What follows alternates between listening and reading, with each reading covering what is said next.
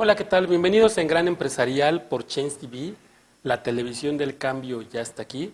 El día de hoy vamos a platicar sobre una de las figuras que suele ser un tanto controvertida, no bien entendida en algunos casos y en otros mal usada. Y nos referimos al fideicomiso. Y pues bueno, no todo fideicomiso es sinónimo de evasión, como no toda sociedad es sinónimo de tener una empresa real. En los últimos años, las autoridades fiscales han impuesto regulaciones adicionales para aquellas figuras que de alguna manera generan un vínculo o un puente intermedio entre los beneficiarios finales y las operaciones que se realizan a través de estas figuras. Entre ellas han surgido temas como beneficiario controlador en la ley FIORPI, beneficiario controlador en el Código Fiscal de la Federación y también labores de fiscalización, por supuesto, cuando un fideicomiso se implanta de manera agresiva. Y a veces existe también la percepción de que los fideicomisos tienen esa finalidad.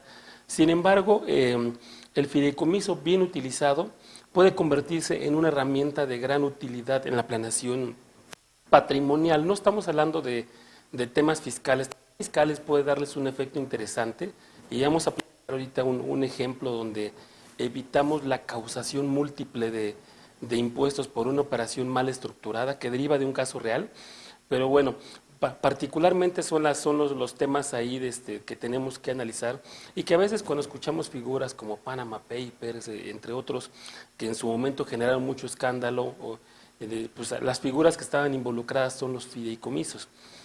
Pero bueno, aquí particularmente, recordemos, no solo se utilizaban fideicomisos, sino además se utilizaban entidades ubicadas en jurisdicciones con una nula o escasa imposición fiscal, los mecanismos offshore o paraísos fiscales o refipres, como se conocen en la ley del impuesto sobre la renta. Pero vamos a entender en estos minutos de los aspectos esenciales de lo que es la figura del fideicomiso. En la parte civil o mercantil es un contrato regulado por la Ley General de Títulos de Crédito.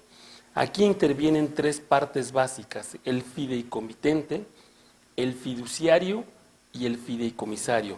Pueden existir algunas otras figuras como el comité técnico a través del cual se generan las instrucciones del fideicomiso, pero estas son las particularidades esenciales. Puede tener múltiples fines, puede ser un fideicomiso de administración, de garantía, de inversión, transmisión patrimonial, etcétera. Vamos a poner un ejemplo. Imaginemos que tenemos una empresa que es una desarrolladora inmobiliaria.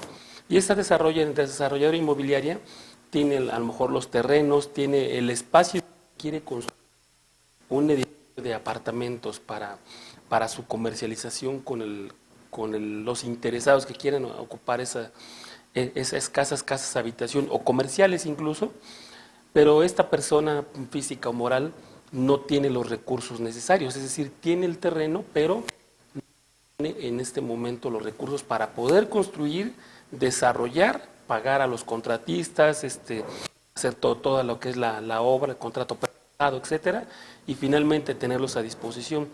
Entonces acude en ese momento con una entidad financiera y solicita un crédito.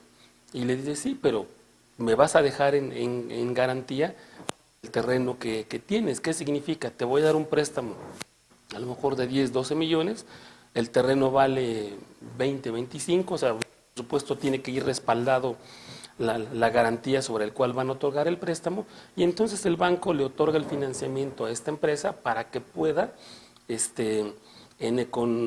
construir, pero claro, esos bienes, ese terreno queda afecto a un fideicomiso que queda como respaldo de la institución fiduciaria. Se afectan esos bienes al fideicomiso de forma tal que cuando se construyen y después empiezan a comercializar, pues se va pagando el crédito de este banco y se va en algún momento pues amortizando el impacto de la deuda, y quizá una parte pueda ir, por supuesto, para quien aportó los bienes, no se puede quedar en blanco.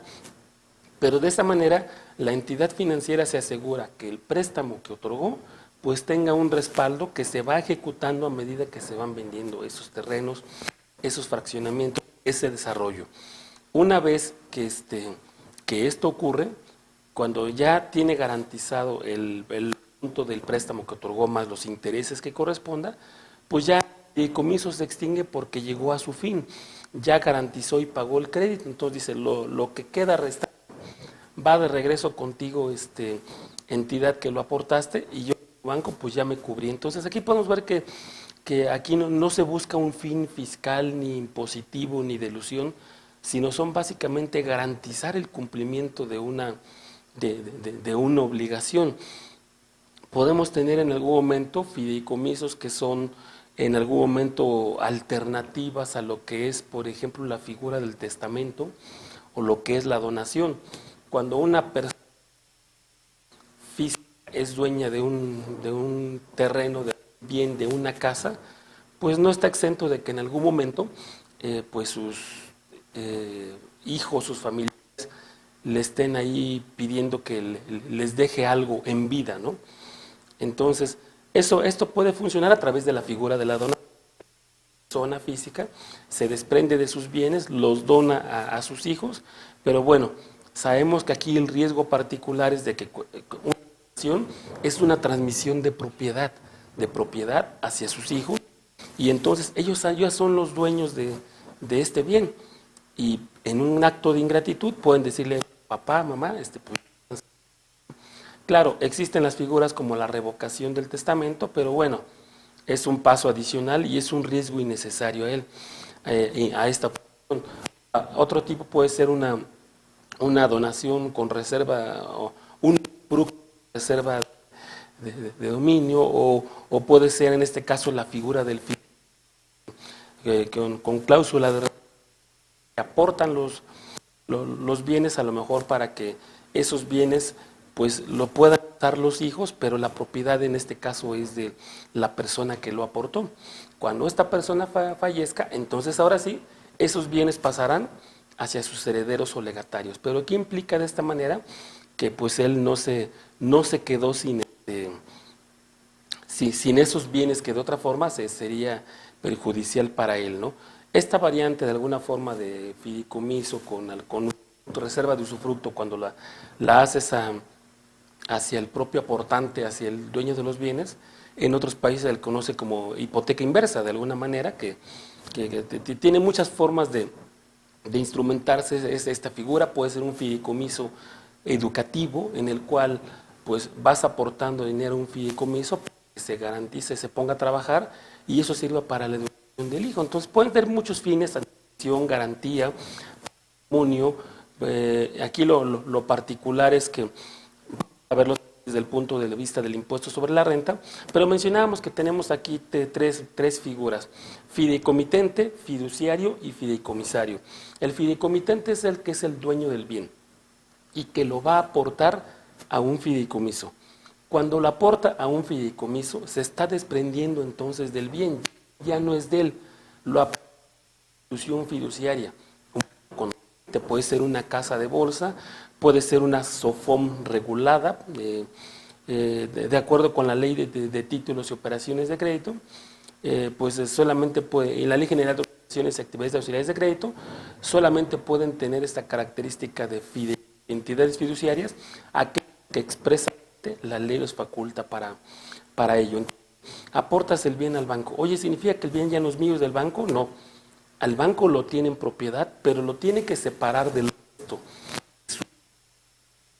Para una contabilidad por separado de él, porque no es para su uso, sino para los fines que el fideicomitente le haya designado. En este caso, el fin va a ser que a lo mejor que si es un edificio, que se ponga en arrendamiento y que él reciba los bienes, o que o que la renta la reciban sus hijos. Va a depender de acuerdo a la instrucción. La única que un fin lícito. Entonces tenemos el fideicomitente, el fiduciario, que es la entidad que administra y recibe, y el fideicomisario, que va a ser una tercera persona, o puede ser el propio fideicomitente. Particularidades aquí del fideicomiso es que se convierte en bienes que están más protegidos desde el punto de vista legal ante temas de embargo o de pleitos, a lo mejor incluso hasta familiares, ¿no? Donde particularmente los bienes personales pueden quedar comprometidos. Entonces es una figura que se puede utilizar a lo mejor para patrimonio de familia, entre otras consideraciones. Entonces tenemos el fideicomitente, fiduciario, fideicomisario. El fideicomitente que aporta los bienes puede reservarse un derecho sobre ese fideicomiso o puede transmitirlo en forma absoluta. ¿Cómo sería en forma absoluta? Por ejemplo, en los fideicomitentes es dueño de un terreno y lo aporta un fideicomiso para beneficio de unos fideicomisarios, que esos pueden ser que le estén pagando en ese momento de la contraprestación, pero es para construir una plaza comercial, y esa plaza comercial, como hay muchas en la Ciudad de México y en otros estados, sirven para que se pongan en arrendamiento, para que entren ahí diversos locatarios, se centran en plazas muy concurridas en diversos lugares, donde es un fideicomiso el que administra esta operación, y con el fin es un fideicomiso de arrendamiento inmobiliario. Entonces, para eso se puede utilizar también en algún momento. Puede tener múltiples fines, y desde el punto de vista en lo fiscal, si entramos a la parte fiscal, podemos ver que el fideicomiso no es una persona moral. ¿A qué se refiere con que no es una persona moral? El artículo 7 de la Ley del Impuesto sobre la Renta nos define qué son personas morales, y nos dice que se consideran personas morales las sociedades mercantiles: una sociedad anónima, sociedad en nombre colectivo, sociedad de responsabilidad limitada, sociedad en comandita simple, sociedad anónima con sus variantes de sociedad anónima promotora de inversión, una SAS, que es una sociedad unipersonal, las sociedades cooperativas. Dice también que son personas morales las sociedades civiles y asociaciones civiles, los organismos descentralizados que realicen preponderantemente actividades empresariales, es decir, organismos descentralizados de acuerdo con la Ley de Administración Pública Federal que se dediquen a actividades comerciales, industriales, agrícolas, ganaderas, silvícolas. Eso va a ser los que van a tener el tratamiento como tal de personas morales.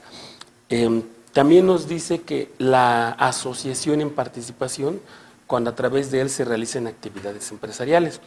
Entonces, si vemos aquí, están mezcladas algunas sociedades con un contrato como es la asociación en participación, pero no hace referencia en absoluto aquí en esta definición de persona moral a lo que es el fideicomiso.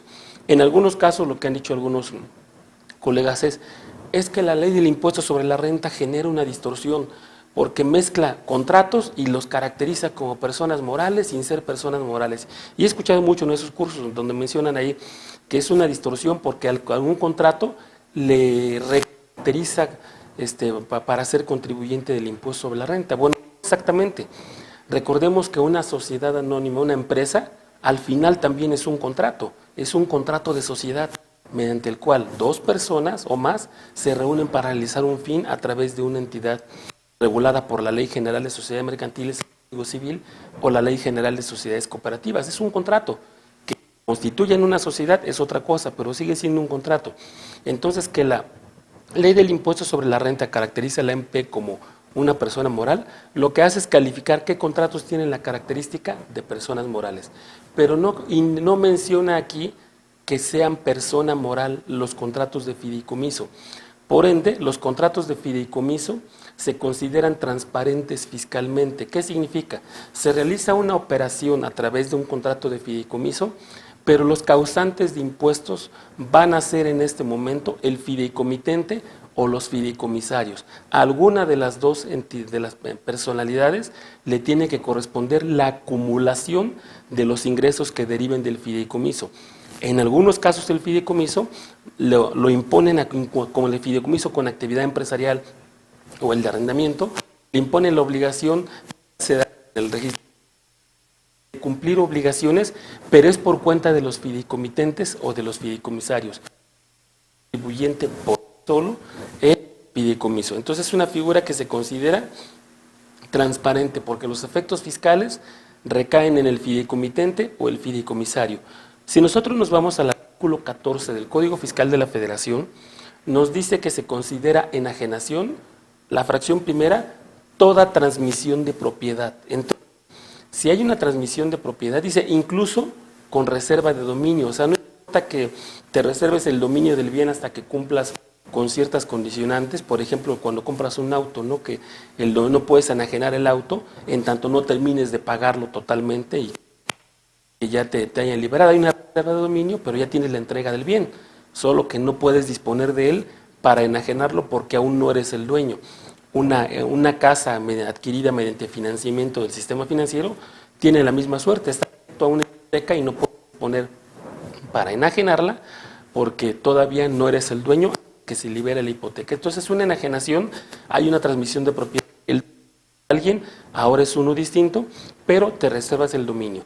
Cuando haces operaciones a través de fideicomiso, el fideicomitente se desprende de un bien y lo aporta al fideicomiso, entonces ya no es de él y los efectos van a recaer en un fideicomisario o en él mismo. ¿En qué caso sería en él mismo? Por ejemplo, si dentro del contrato de fideicomiso se reserva la cláusula de reversión. Por ejemplo, es un fideicomiso donde mencionas que aporta cierto dinero para que está destinado a la educación de tu hija cuando cumpla 18 años, con la condicionante de que ella termine su educación a nivel preparatorio. Es algo que a lo mejor cuando creaste el fideicomiso no puedes saber si va a pasar o no. A lo mejor la hija dice, pues ya no quiero estudiar. Entonces, ¿qué es lo que pasa? Si no se cumple esa condicionante de que cumpla los requisitos para que ese fideicomiso pase los recursos a su propiedad, extingue el fideicomiso porque no se cumplió la cláusula, en este caso el de salida para terminar el fideicomiso, y los bienes podrían regresar a la persona que los aportó. Entonces es una figura versátil que permite en algún momento diferir la causación del impuesto sobre la renta dependiendo de las necesidades que se tengan. Y les voy a poner un ejemplo para dejar esto mucho más específico, deriva de un caso real. Imagínense le voy a cambiar el nombre puesto, pero imagínense un grupo de hermanos que deciden crear una compañía, la compañía que quieran, joyería, sastrería, compra-venta de ropa, crean una sociedad y cuando creas la sociedad, pues ¿cuáles son tus gastos? No estás comprando la marca de una empresa conocida, sino la estás constituyendo desde cero. Entonces la constituyes desde cero, haces los registros de la protección de tu marca en el registro público de la propiedad, empiezas a invertir, tienes inventario, compras un edificio para que poder trabajar con él, tienes la maquinaria, el mobiliario, tienes todo ahí. Y a lo largo del tiempo esta empresa pues ha ido creciendo y ha generado utilidades.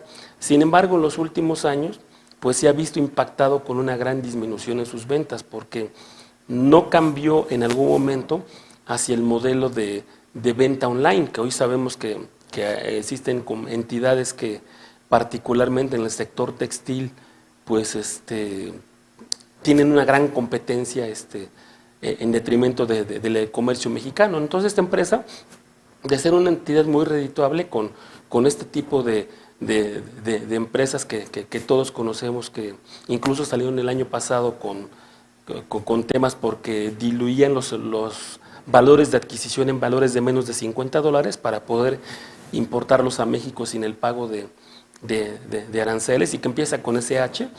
Este tipo de entidades pues le pegó mucho a esta empresa, entonces ya no puede competir, sus costos están incrementando, tiene una inversión en un edificio que hoy no utiliza, pero no quieren dejar la empresa por sí solo, pero sí saben que con la actividad y todos los bienes que tienen, pues ya no pueden. Entonces alguien por ahí les plantea y les dice, oye, ¿por qué no vendes el edificio? ¿Por qué no vendes la maquinaria? Y reestructuras tu actividad y ahora lo canalizas a otro lado donde ya no vas a requerir esa gran inversión. Ah, buena idea, dijo, sí, lo vendo un tercero. Vamos a suponer para estos efectos que el valor de ese edificio, centrémonos únicamente en el edificio, el valor en libros fiscal, el saldo por deducir fiscal es de 10 millones. Ese es el valor que tienen libros, pero claro, la empresa no vale 10, vale mucho más. Entonces, cuando lo venden, le dice una empresa que es una empresa mucho más grande, oye, pues yo te compro el edificio, la ubicación tienes bien, estás en una zona que tiene mucha plusvalía, yo sí puedo competirle a este tipo de empresas grandes, ¿no? Entonces, hacen un contrato de compra-venta y le venden ese edificio a esta empresa.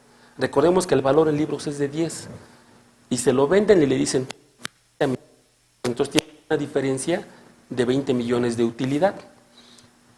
Le dice, oye, ¿pero qué crees? No te puedo pagar ahorita los 30 millones.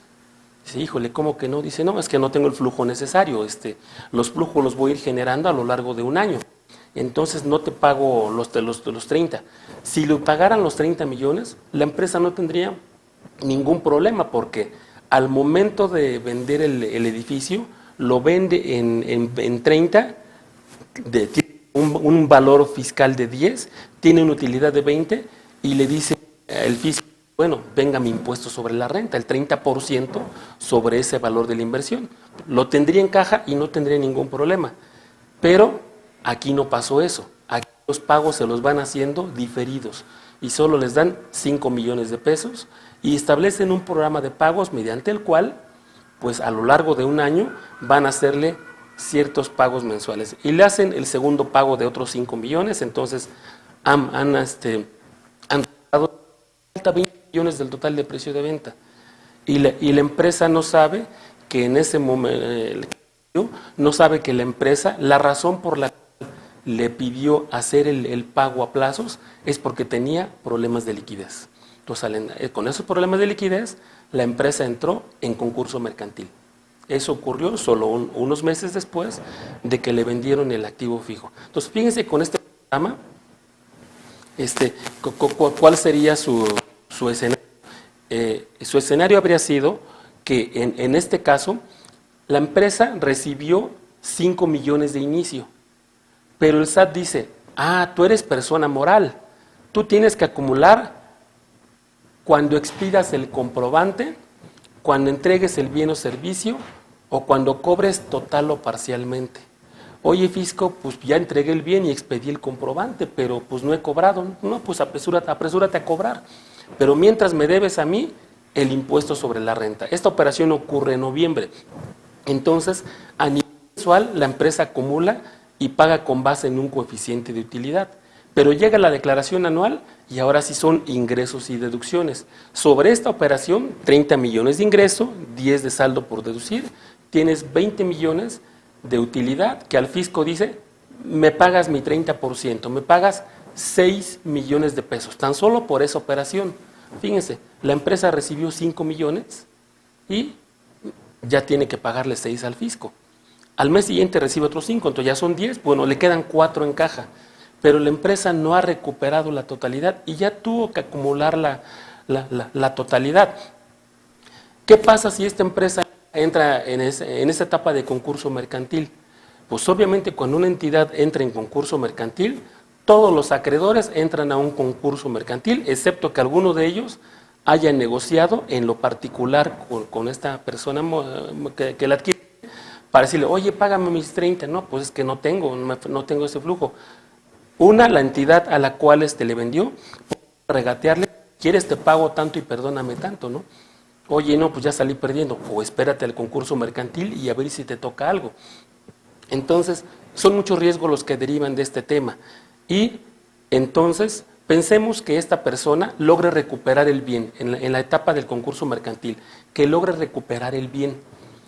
Si recupera el bien, fíjense qué efectos se originaron. 1. Enajenó el bien, pagó el 30% al SAT de algo que no cobró en su totalidad. Para la empresa adquirente le impacta el impuesto sobre adquisición de inmuebles, el ISAI. Y cuando el bien venga de regreso porque la empresa lo recupere, hay una doble enajenación. Pasó a la empresa que se los adquirió y luego viene de regreso. Causa para las personas físicas que tienen la empresa, le va a decir el fisco local, oye, me debes el 5% sobre el valor del inmueble derivado del impuesto sobre adquisición de inmuebles. Es un impacto financiero tremendo. De una sola operación, por implantarlo de una forma errónea, se origina todo este problema. ¿Cómo solucionaron? Porque cuando a nosotros nos llegó esa propuesta que traían de sus asesores, y les comentamos que no lo hicieran de esa forma, sino lo hicieran a partir de un fideicomiso. Por supuesto, no sabíamos que la empresa iba a entrar en concurso, no estaba en el radar, solamente lo vimos por el lado de que acumularías la totalidad sobre algo que todavía no habías cobrado, y 2, la causación del impuesto sobre adquisición de inmuebles. Entonces, si atendemos al código, nos dice que en el caso de fideicomiso, el impuesto se causará hasta el momento cuando existe esa cláusula de reversión, es decir, que enajenas aportas a un fideicomiso, pero te reservas la posibilidad de readquirir el bien, esa posibilidad hace que se considere enajenado hasta que esta persona fideicomitente pierda ese derecho de readquirir. Si no lo ha perdido, no causa el impuesto sobre la renta y en algunos estados tampoco causa el ISAI. Y esto tiene una lógica. ¿Qué pasa si a través de la figura del fideicomiso vas condicionándola a los pagos y una vez terminen de pagarte, ahora sí el bien pasa a la entidad que te lo adquirió? Ahí causas el ISAI. No es que estés evadiendo el impuesto, sino que estás administrándolo de forma tal que efectivamente ya hay una transmisión de propiedad porque ya te cumplieron tu adeudo y una sola causación de impuestos sobre la renta y una sola causación, en este caso del impuesto sobre adquisición de inmuebles. Hacerlo de esta manera, si dentro del fideicomiso le estableces algunas cláusulas donde indiques que la falta de pagos por parte de tu acreedor dará lugar a la cancelación del fideicomiso con una pena, una cláusula del adquirente. Ahí te protegiste porque puedes tener la posibilidad de regresar ese bien a tu propiedad sin que una causación de impuestos innecesaria. Esa es la utilidad del fideicomiso. Es un fideicomiso plantado, bien utilizado. Esta entidad lo utilizó cuando a nosotros nos llegó este caso. Solamente es, oye, nuestro asesor nos dice que sí lo vendamos y que establezcamos un contrato y que nos van haciendo a pagos a plazos. Y dijimos, oye, es que si lo estás vendiendo, fíjate que vas a tener una acumulación y no te están pagando ahorita. Entonces, ¿qué pasa si hay algún retraso en los pagos o lo que sea? No va a dar que la empresa entrara en concurso, ni mucho menos, ni que se originara una doble causación. Bueno, al cambiar su estructura, le comentamos el esquema de fideicomiso, hasta implantarlo, y entonces la causación del impuesto sobre la renta es una sola vez, al momento en que efectivamente el fideicomiso pierde el derecho de readquirir el bien, porque el tercero le pagó.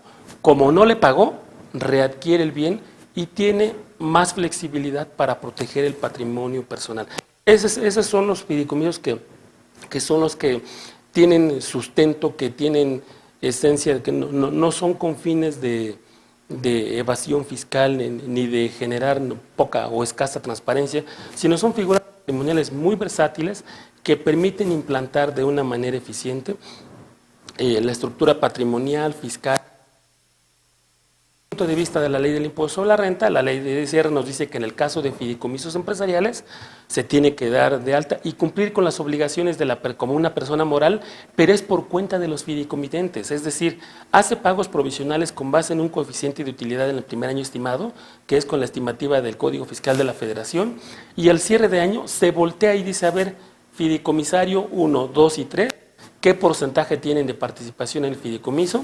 Ahí les van sus utilidades y lo que pagué de impuesto por cuenta de ustedes. Entonces, ¿quién es el que acumula finalmente? Los fideicomisarios o el fideicomitente. En un fideicomiso de arrendamiento es parecido, se hacen pagos provisionales cuatrimestrales del impuesto sobre la renta y lo que pasa es de que se le pasan esos cálculos hacia los fideicomitentes y fideicomisarios para que ellos sean quienes acumulen. Entonces, vemos que es transparente porque cumple ciertas obligaciones, pero los efectos fiscales finales son por la parte de los fideicomitentes o fideicomisarios. Por supuesto, hay que revisar aspectos esenciales de la implantación. Aquí lo vimos de manera muy general, muy didáctica, pero hay que analizar cada caso en particular y, por supuesto, si requieren asesoría en algún momento relacionada con la implantación de fideicomisos, en nuestra firma tenemos esa experiencia frecuente en la implantación de este tipo de figuras, incluso dentro de las mismas comisiones del IMSP, del Colegio de Contadores, pues hemos participado frecuentemente con este tipo de temas, ¿no? Siempre buscando aquellos aspectos que se conviertan en una mejor optimización para el contribuyente y no en una carga impositiva en exceso, ni tampoco desde el punto de vista patrimonial, porque tienes que analizar no solo la parte fiscal, tienes que analizar la parte patrimonial, la parte legal, corporativa, y verlo en su conjunto. Hasta aquí dejamos este tema. Muchas gracias por por habernos acompañado en este espacio, con este tema que siempre hay mucha tela donde cortar. Me quedo con muchas ideas ahí en el tintero, pero espero que estos comentarios pues, hayan sido de utilidad. Soy Rodolfo Jerónimo. Síganme en mis redes sociales, en LinkedIn como Rodolfo Jerónimo, y bueno, o en rodolfojerónimo.com. Me pueden contactar ahí. Y bueno, muchas gracias, excelente día, y no se vayan, seguimos en Gran Empresarial por Chance TV, la televisión del cambio, y hasta aquí.